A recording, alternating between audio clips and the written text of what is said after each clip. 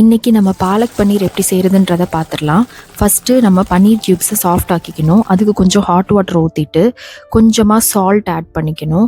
Salt add பண்ணிவிட்டு நல்லா mix பண்ணிவிட்டு இப்போ நம்ம பன்னீர் க்யூப்ஸ் எடுத்துருக்கோம் இல்லையா, அதை அந்த ஹாட் வாட்டரில் ஊற்றிட்டு ஒரு 10 to 15 மினிட்ஸ் வந்துட்டு அப்படியே மூடி போட்டு மூடி வச்சிடலாம். அடுத்ததாக ஒரு கடாயில் 1 to 2 டீஸ்பூன் நெய் சேர்த்துட்டு ஏற்கனவே நம்ம சாஃப்ட் ஆக்கி வச்சுருந்தோம் இல்லையா, அந்த பன்னீர் இதில் ஆட் பண்ணிவிட்டு ஃப்ளேமை சிம்மில் வச்சுக்கோங்க. சிம்மில் வச்சுட்டு ஓரளவுக்கு வதக்கி கொடுத்துட்டே இருக்கணும். இந்த மாதிரி கிண்டி கொடுத்துட்டே இருக்கணும். கலர் வந்து இந்த மாதிரி லைட் ப்ரௌன் வர்ற வரைக்கும் நீங்கள் வந்து ஃப்ரை பண்ணி எடுக்கணும். அப்போ தான் வந்து டேஸ்ட்டு ரொம்ப சூப்பராக இருக்கும். ஸோ பாருங்கள், இந்த மாதிரி ஒரு கோல்டன் கலர் வர வரைக்கும் ஃப்ரை பண்ணி எடுத்து வச்சுட்டு அதே நெய்யில் கொஞ்சம் பிரிஞ்சி இலை, 2 ஏலக்காய், 2 கிராம்பு, கொஞ்சம் பட்டை, ஒரே ஒரு காஞ்ச மிளகா, அப்புறம் 1 டீஸ்பூன் வந்து ஜீரகம் இதெல்லாம் ஆட் பண்ணிவிட்டு ஓரளவுக்கு வதங்கினதும் கொஞ்சமாக இஞ்சி பூண்டு பொடியாக நறுக்குனது அதையும் சேர்த்து ஆட் பண்ணிக்கோங்க. ஓரளவுக்கு நல்லா வதங்கின உடனே ஒரு பெரிய வெங்காயம் பொடியாக நறுக்குனது அதையும் சேர்த்து ஆட் பண்ணிவிட்டு நல்லா வதக்கி கொடுக்கணும். ஓரளவுக்கு கலர் மாறுற வரைக்கும் வதக்கி கொடுக்கணும். வதக்கி வச்சுருந்ததை தனியாக எடுத்து வச்சுட்டு அதே கடாயில் கொஞ்சம் தண்ணி சுட வச்ச தண்ணியில் நம்ம கழுவி வச்சுருந்த பாலக்கீரையெல்லாம் ஆட் பண்ணிக்கணும். இதை வந்து ஒரு 2 to 5 நிமிஷம் நல்லா பிளான்ச் பண்ணி எடுக்கணும். பிளான்ச் பண்ணி எடுக்கணும்னா ஓரளவுக்கு ஹீட் ஆகிற வரைக்கும் நம்ம வந்துட்டு ஓரளவுக்கு கொதிக்க விடணும்.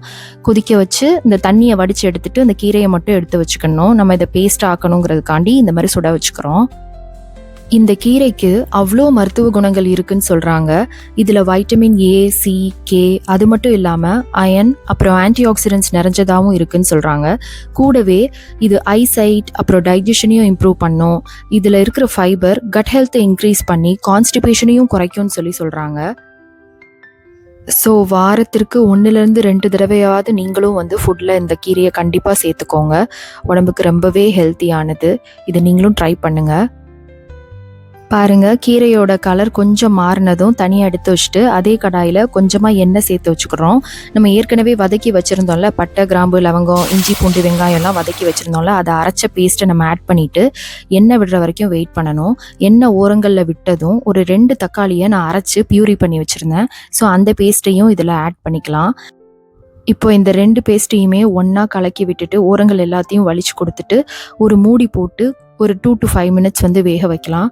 இப்போ பாருங்கள், 2 to 5 மினிட்ஸ் கரெக்டாக ஒரு 5 மினிட்ஸ்க்கு அப்புறம் திறந்து பார்த்தா அந்த மாதிரி தான் இருக்குது. இதோட 1 ஸ்பூன் மிளகாய் பொடி, 1 ஸ்பூன் மல்லிப்பொடி, கொஞ்சமாக மஞ்சள் பொடி, அதுக்கப்புறம் ஒரு 1/4 டீஸ்பூன் கரம் மசாலா இதெல்லாம் ஆட் பண்ணி நல்லா கிண்டி கொடுக்கணும். கிண்டி கொடுத்துட்டு நம்ம மறுபடியும் ஒரு மூடி போட்டு மூடி வச்சிடலாம். மூடி போட்டுட்டு ஒரு கரெக்டாக ஒரு 2 நிமிஷம் கழித்து திறந்து பார்ப்போம். இப்போ 2 நிமிஷம் கழித்து திறந்து பார்க்குறப்ப பாருங்கள், எண்ணெய் எல்லாம் அவ்வளோ அழகாக ஓரங்களில் விட்டுருக்கு. இதுதான் சரியான பதம். ஸோ இந்த பதம் வரைக்கும் வெயிட் பண்ணணும். இந்த பதம் வந்தோடனே நம்ம ஏற்கனவே ஆற வச்சுருந்த அந்த பாலக்கீரையை அரைச்சி வச்சுருந்தோம் இல்லையா, அந்த மிக்சரையும் இதில் ஆட் பண்ணிவிட்டு நல்லா கிண்டி கொடுக்கணும். அந்த மசாலாவும் இந்த பாலக்கீரை பேஸ்ட்டும் நல்லா ஒன்று சேர்கிற மாதிரி நல்லா கிண்டி கொடுக்கணும். இப்போ மறுபடியும் ஒரு மூடி போட்டுட்டு ஒரு 5 நிமிஷம் வேக வச்சிடலாம். அந்த பச்சை வாடை எல்லாமே போகிற மாதிரி வேக வச்சுட்டு ஒரு 5 நிமிஷம் கழித்து திறந்து பார்க்குறப்ப இந்த மாதிரி தான் இருக்கும் நமக்கு. இப்போ நம்ம ஃப்ரை பண்ணி வச்சுருந்த பன்னீரையும் இதில் ஆட் பண்ணிவிட்டு மறுபடியும் வந்து கிண்டி கொடுக்கணும். எல்லாமே அந்த பன்னீரில் ஒட்டுற மாதிரி கிண்டி கொடுக்கணும். கிண்டி கொடுத்துட்டு மறுபடியும் மூடி ஒரு 2 நிமிஷம் வேக வைக்கணும். 2 நிமிஷம் கழித்து திறந்து பார்க்குறப்ப ஃபைனலாக நமக்கு இந்த மாதிரி தான் நம்மளோட பாலக் பன்னீர் கிடைக்கும். ஸோ இது வந்து சப்பாத்தியோட, நானோட, தோசையோடலாம் வச்சு சாப்பிட ரொம்ப அருமையாக இருக்கும்.